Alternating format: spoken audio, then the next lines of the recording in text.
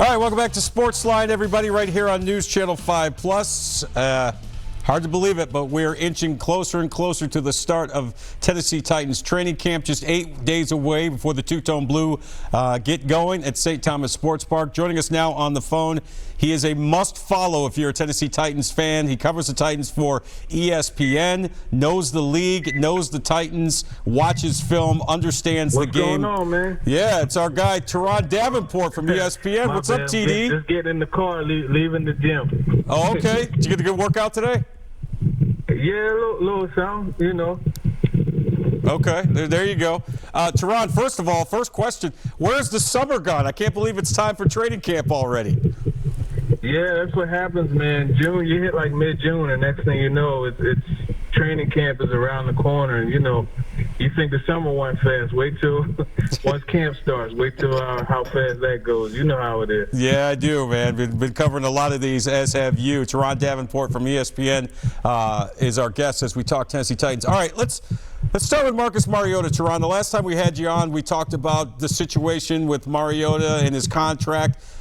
Is there any news on whether or not the Titans plan to or will extend Mariota, or are we facing the possibility and the reality that Marcus Mariota could go into training camp next week without a contract for next year?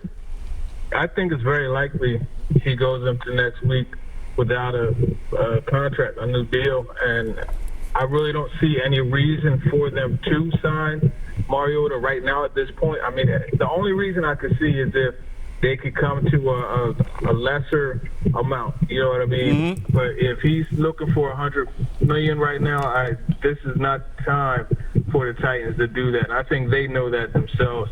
The big question, you know, is his health. And if he could show this year that he could be healthy and play consistently, I think he does have a shot at that big-time deal, but it's really just a wait and see.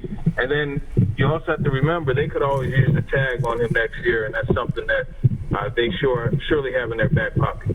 Yeah, no question about it. It kind of reminds me of Jake Locker's situation a few years ago here with the Titans, Turron. You know, this guy, listen, we all respect Marcus Mariota. We genuinely like him. He's a likable guy. He's the type of guy you want to, you know, to date your daughter, to babysit your kids, and to quarterback your football team. But this is a bottom line business. You know this as well. You've covered the league forever. We both understand this is a bottom line business. Marcus Mariota has to prove this year that A, he can stay healthy, and B, he can win. Yeah, that's the bottom line right there. And I think when you look back a couple years ago when he was healthy and he led the Titans on that stretch and they had the playoff victory, I think that showed a glimpse of what he's capable of doing. And my thing is this, he's uber talented. So it's not like we're talking about a guy who doesn't have what it takes. It's just a matter of stringing that together, staying healthy, being in a consistent system, having weapons around him, and then also having the protection up front. And then he, of course, has to go ahead and make the correct adjustments. We know how he's been against the blitz. We know how he's been a little hesitant to let the ball rip when it's there. You know, he has to believe it and let it rip. And I think if he does all those things, he's definitely worthy of a big deal. But I look at it similar to the Carson Wentz, to the Jared Goff, to what's going to be with Dak Prescott.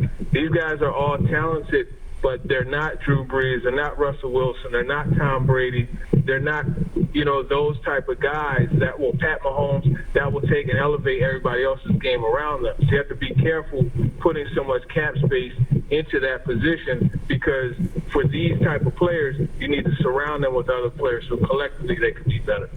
Turron Davenport is our guest, ESPN Titans reporter. Again, a must-follow if you're a Titans fan, understands the game, watches film, breaks everything down. Turron, how much will having some continuity with the offense going, with Arthur Smith now as the OC, a guy that's been around Mariota for a number of years, there should be some continuity there in terms of the nomenclature of the offense. How much do you think that will help Marcus? Because, let's face it, this guy's had a lot of head coaches and OCs in just 5 years. Yeah, that's huge. And I remember after the exit interviews, when the guys were in the locker room before they left, when the season was over, that was one of the things that Mariota said. He was low. know what is going on as far as offense, and I had to worry about learning a whole new scheme, and I think that's important. Now, of course, Matt LaFleur is gone. We have Arthur Smith has taken over for the Titans now, but again, it's the same scheme, it's the same concept. So this is something that's not going to take a while for him to learn, or not even learn, but not to really be able to execute effectively.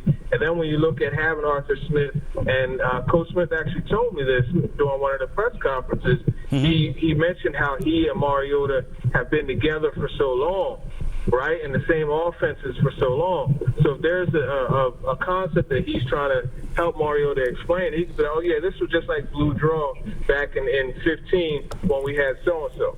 But we just call it 76 Fire, whatever. Right. You know, and that will help him be able to just pick it up quickly and just really just go out and play. And it helps the other guys, too, because now your receivers are able to play fast. Taywan Taylor, he's able to go out there and play fast because he knows the routes. He knows exactly what he's supposed to do. And I think that's going to help a guy like Taylor. And it helps everybody, to be honest with you.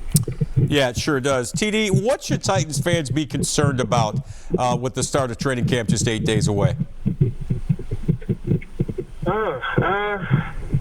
That's the thing. This roster is so complete. I don't really think there are many holes or things to be concerned about. I think it goes back to the health thing. Sure. I think they need to be concerned. Well, there's two things. They need to be concerned about Mariota's health, but also they need to be concerned about how Derrick Henry is going to be. Are the Titans going to use him in a way like they did going down the stretch in those last 5 or 6 games, or are they going to revert back to whatever they did with him earlier in the year? That's going to be a key thing. Other than that, there's not really much to worry about. They're in good shape when it comes to pass rushers. Harold Landry is going to have an outstanding year. You've got Sharif Finch. You got Cam Wake. They're in good shape there. So the only concern, I think, should be Mariota's health as well as Derrick Henry's usage. And how about that secondary, TD? I mean, you got all 4 starters coming back, a year under their belts under Dean Pease's system. I think the secondary could be a strength for this team this year. What say you? I agree. You have the best. It starts with the best safety in football, and I think Kevin Byard, even though Madden gave him the 89 rating, which is crazy, Byard is the best in the game, and you just look at the completeness that he brings. But the thing that's pretty cool with how they have it, you got Vaccaro in there, who is a guy that has been used a lot, just like a box guy. He's also with the Saints. He was used initially as a slot nickel, type of back, but he could do a lot. So you'll see them be interchangeable. I'm telling you, man, Amani Hooker he's going to be huge for them as well. So yeah, that secondary is in great shape. Malcolm Butler is coming back and he's ready to go. Or Dory Jackson, he talked about just getting his mind right to match the mental side of the game, matching the physical side, because we know he has all the tools physically. And Logan Ryan coming back from injury, I think they're in really, really good shape. And don't forget Ty Smith. Ty Smith got hurt, but he's a solid player as well. So that secondary is sweet. And even Crookshank too, man. They're deep, and they're definitely able to match up with pretty much whatever any other team should bring. Turron Davenport is our guest, covers the Titans for ESPN, has the resources of the worldwide leader, one of the best follows a Titans fan could have. Make sure you're keeping up with him. TD, a lot of leadership went out the door when Brian Orakpo retired, and of course Derek Morgan was not brought back. And I'm going to ask you specifically about Derek Morgan in just a minute, but who do you think steps up now to be the locker room leaders? You mentioned Kevin Byard. I think he's a young leader, and Jarrell Casey, a guy like him, is more of a leader by example. Who should the Titans look to leadership, you think, in that locker room going forward with guys like Morgan and Orakpo now gone? Yeah, Casey's a very good mention. I think Wesley Woodyard is huge from that perspective. But it really is going to come down to Kevin Byard. And I think when you look at just the way the Titans, Mike Vrabel has not challenged him, but kind of pushed him, nudged him to be a more vocal leader. Kerry Coombs, the DB coach, has done that too, and Dean Pease. And I think it's a great dynamic with Dean Pease, having played with or having coached safeties like Ed Reed, Bernard Pollard in the past. I think it's and featured them so much. I think it's a great situation where Byard's outstanding play. And I talked to Byard a week ago, and he said being more comfortable in the locker room and just being settled in is going to allow him to become that more vocal leader. So I would say Byard would be the one. How about Derek Morgan, TD? He was a guy that was here for a long time, fought the good fight. Unfortunately, was on the wrong end of some bad years, but he always presented himself with class, with dignity. I think he's one of the better Tennessee Titans of the post, Eddie George, Steve McNair, Keith Bullock era. I know you only covered him for a year, but what are your thoughts on Derek Morgan announcing his retirement earlier this week? Yeah, that's something that Derek had told me, and I actually broke it, and then he announced it. It's a huge thing for the city of Coatesville, which actually is the city that I moved here from. Mm-hmm. And he's going back there, and he's going to do some really great things, and we talked about that. There's some awesome things he has in the works. And he's a great dude. Just even looking at how, when I told him that I moved here from Coatesville, it was from that point on, I had a homie in the locker room, on the tape, and that was good to have. It helped me feel comfortable. And I'll be honest with you, I mentioned Derek Morgan in my interview, when they asked me about, what I know about the team. Hey, listen, I live in Coatesville. Derek Morgan's from Coatesville. I know it's going to be a good situation, and they seem to like that. So when you just what he's done off the field, right? You look at how he's made steps to help kids learn about STEM, right? The science, technology, engineering, and math, and really opening kids up to the understanding that, okay, it's not just athletes, music, or acting. That's not the only way to get out of your situation. There are other ways that are very attainable, more attainable that you could go about too. So that's a great message that he gave to the kids.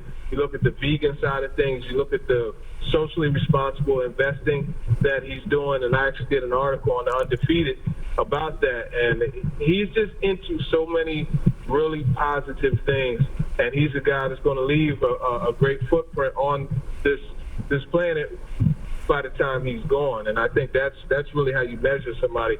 How did they leave the earth? Like, how much different was it after they set foot on the planet?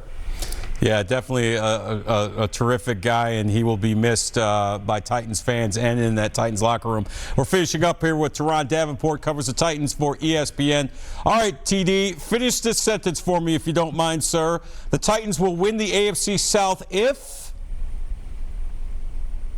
Marcus Mariota plays to his full capabilities and is available for all 16 games. Yeah, I think that's the consensus going into the season. All right, TD, great stuff as always. Get your plugs in, my man. How can people keep up with you? Yeah, at @Davenport_NFL on Twitter. You could check out ESPN.com, click NFL, click teams, the Titans page there. Go ahead and subscribe to that. And, I'm on 102.5 The Game, Talking with TD's the podcast, and we have an announcement coming soon, so we're going to bring you more audio content, so we're just continuing to grow. So I appreciate your support, JP. Anytime, man. You are always welcome on this show, TD, and I look forward to sweating it out with you at camp in 8 days, my man. Yes, sir, man. Hats and sunscreen. It's one or the other. We got to protect the domes, man. We got to protect the bald domes, right, bro? That's it, for sure. Have a great night. Thanks for coming on, man. All right. Take it easy. Yep, that's the great Turron Davenport. Again, I can't stress this enough. He is a must-follow if you're Tennessee Titans fans. Has the resources of ESPN. Does a great job covering the Tennessee Titans. All right, when we come back, we're going to switch gears and talk about golf. The Open Championship. I still call it the British Open, and I will continue to do so. Virgil Herring, our PGA teaching pro, will join us next to preview the Open. Stay with us here on SportsLine.